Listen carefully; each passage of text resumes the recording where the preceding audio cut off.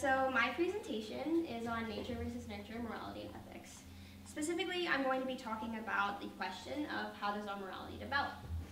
So before I go into the rest of my presentation, I want to start off with defining some terms. When I talk about nature, I'm talking about who we are when we're born, or in other words, our innate selves. If someone were to be on the side of nature in this argument, they would probably believe that we were born with a certain moral compass that doesn't change, but just becomes more prominent as we age. Then nurture, is talking about socialization, parenting, teaching, and in general, all the information that we absorb on a daily basis and how that affects us. So if someone were to believe in nurture, they would probably believe that the world can shape our moral compass. And then defining morality, which is something that most of us already know about, is the question of what is right and wrong. Personally, I believe that our morality is more based in nurture, and that socialization plays a large role in our moral development. So now I'm going to go into the history, which starts off with some philosophers from 400 BCE to the 1800s. First, Plato had written a discussion called Meno between him and Socrates, where Plato begins asking Socrates the question, "Can you tell me, Socrates, whether virtue is teachable? Or is it not teachable but the result of practice? Or is it neither the result of practice nor learnable, but accrues to humans by nature or in some other way?" In the discussion, they realize that neither of them can truly define virtue, and therefore they can't really answer the question of where it comes from. Although they ended with a conclusion that wasn't set on one opinion, Descartes, on the other hand, had a kind of solid view. He believed that we were put into the world with our souls already aware of certain concepts and ideas which would aid us in decision-making and how we looked at life. This would be looked at as him being a nativist or on the side of nature. Not too much later, an English philosopher named John Locke, considered to be on the side of nurture, wrote a book called An Essay on Human Understanding, published in 1690. In it, he explored the idea of where our thoughts come from, the main theme being his belief that our mind is a blank piece of paper. Furthering this thought, I'll read you one of his quotes from the essay.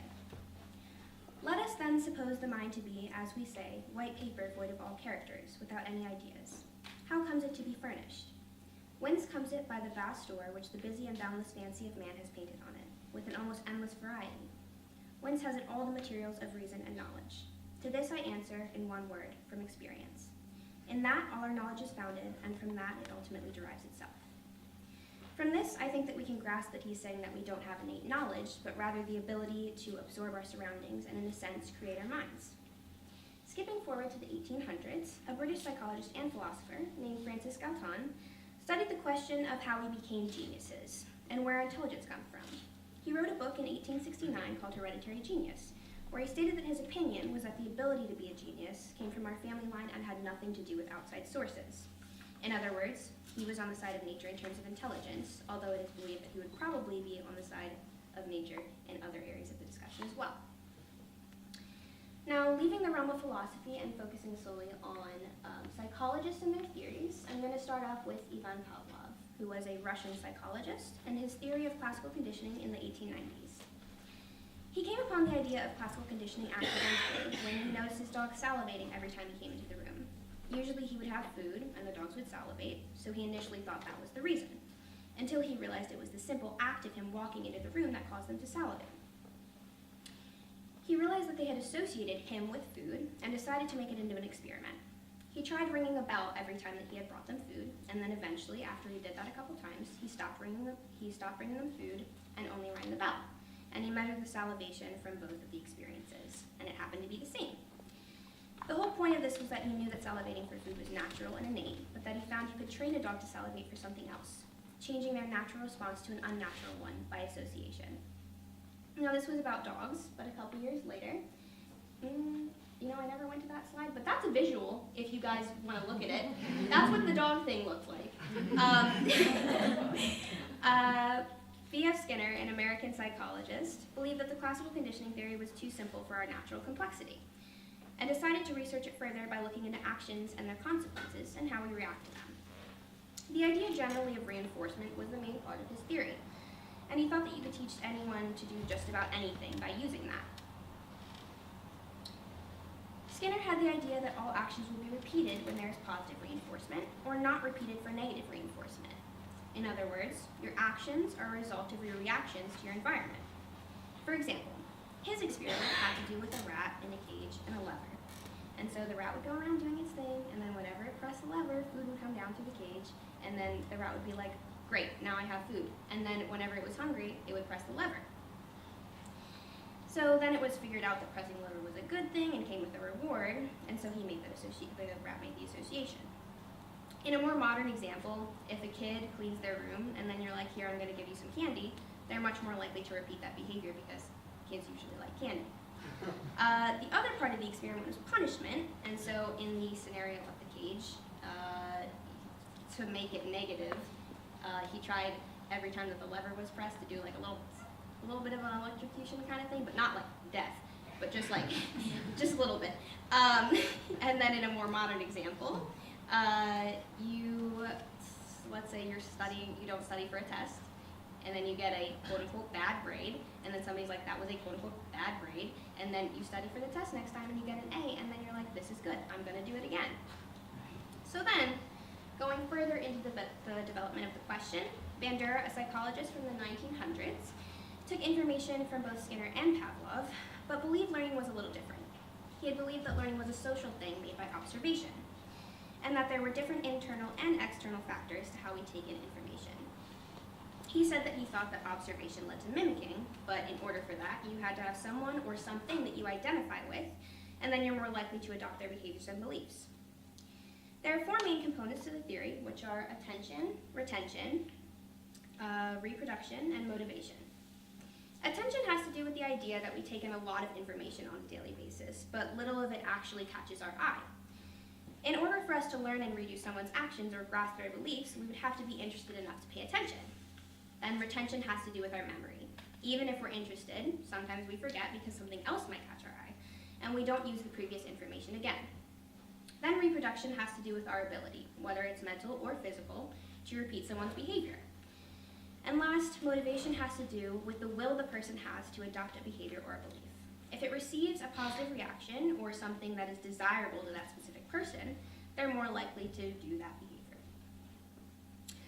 Putting it in simpler terms, on the bottom here where it says cognitive model, you can kind of just think of it as we gain some input, we have the mediational process in our head where we're like, hey, do I want to do this?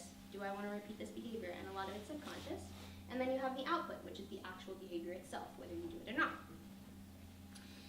So I think that most of us can assume some of these things because we are social beings. But how much influence does this type of learning have on our morality?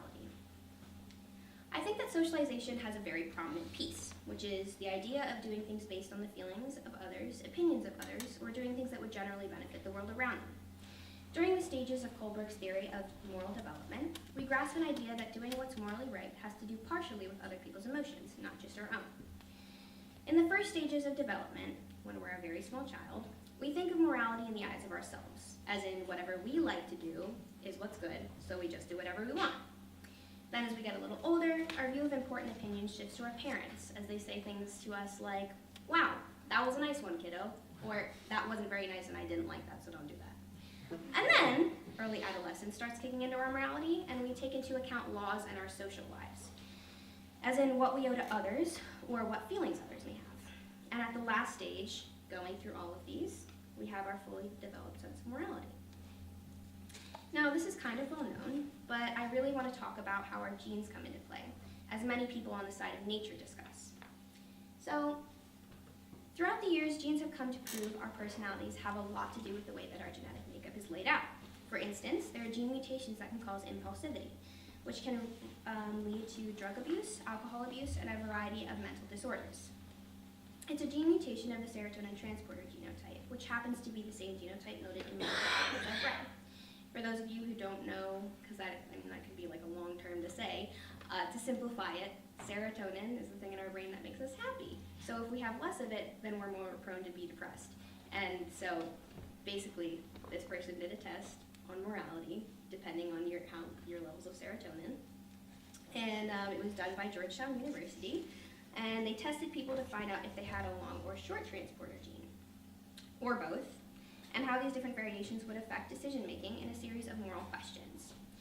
The questions had different categories, being purposely doing harm, or doing harm one to save other, or having a foreseen moral choice.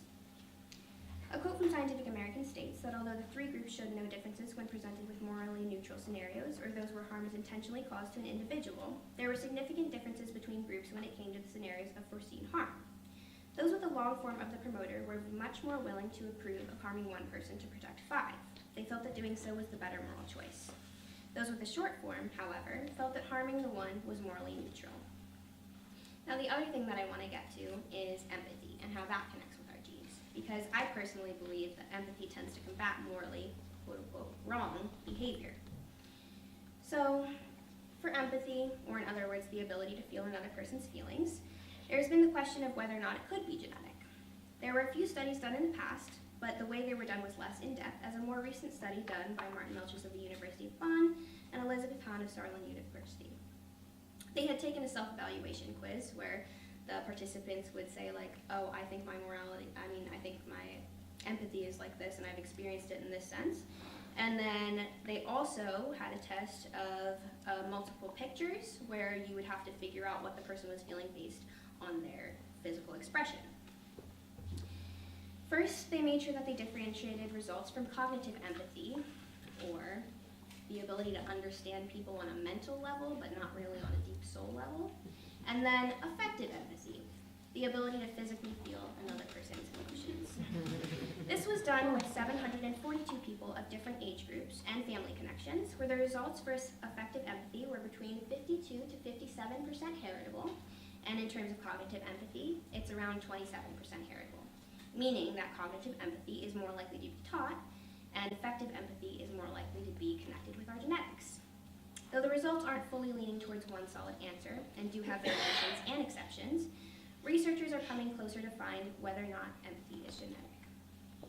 In conclusion, though I find that the argument for genetics is interesting, I personally still believe that nurturing has such a large influence on our sense of morality, and I know that I wouldn't be the same person as I am today if it weren't for my experiences, my parenting, and my social life.